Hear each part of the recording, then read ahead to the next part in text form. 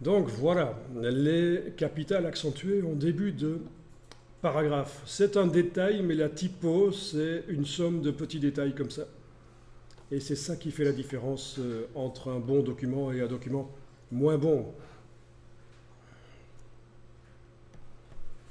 Donc, si on va maintenant dans la palette de pages sur les pages, on va remarquer que nos bandeaux se trouvent là au-dessus, pas de problème.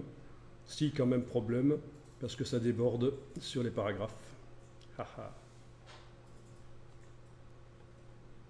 Voyez? Vous avez ça aussi? Ça déborde sur les paragraphes? Le bandeau, le filet? Bon, que faire alors? Je retourne dans le gabarit. Je vais faire deux fenêtres sur le document. Menu, fenêtre, disposition, nouvelle fenêtre.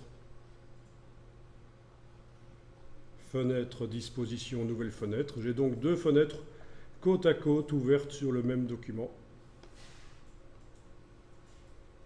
Fenêtre, disposition, nouvelle fenêtre. Dans la fenêtre de droite, je vais aller regarder ce que ça donne dans le document.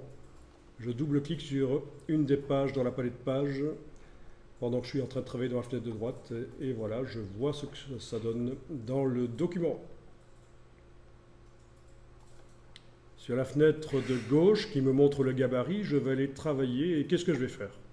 Est-ce que je vais abaisser le bloc texte? Le redimensionner? Certainement pas. Parce que ça m'arrange vraiment que les blocs, le bloc texte en bas et le bloc bandeau au-dessus, collent à la marge. Parce que vous savez, on l'a fait, ça me permet de bouger les marges et les blocs vont bouger avec, s'ils sont collés aux marges. Donc il faut absolument, dans la mesure du possible, faire en sorte que les blocs collent aux marges. Mais donc ce que je vais faire, c'est, si je veux abaisser le texte dans le bloc, c'est une marge intérieure. Vous sélectionnez les deux blocs du gabarit. Clic, majuscule, clic. Tant qu'à faire, on va le faire sur les deux blocs texte, évidemment. Et vous allez dans Objet, Options de bloc de texte. Donc dans le gabarit, vous activez les deux blocs, clic, majuscule, clic avec la flèche noire. Vous allez dans Objet, Options de bloc de texte, vous cochez la case aperçue et vous allez casser la chaîne des marges pour pouvoir faire une marge intérieure,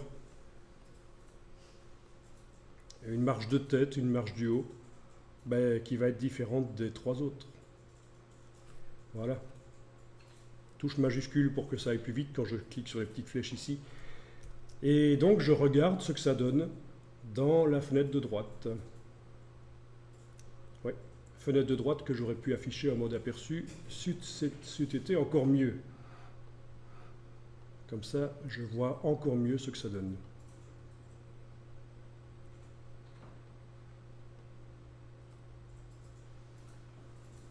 N'oubliez pas que plus il y a d'espace blanc, plus le document a l'air luxueux. Donc là, je trouve qu'avec autant d'espace que ça, il est pas mal du tout. Ça paraît de l'espace gâché, mais bon.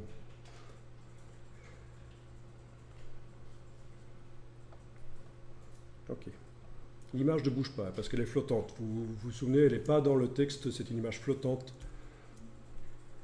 Donc celle-là ne bouge pas. C'est une image qui habille.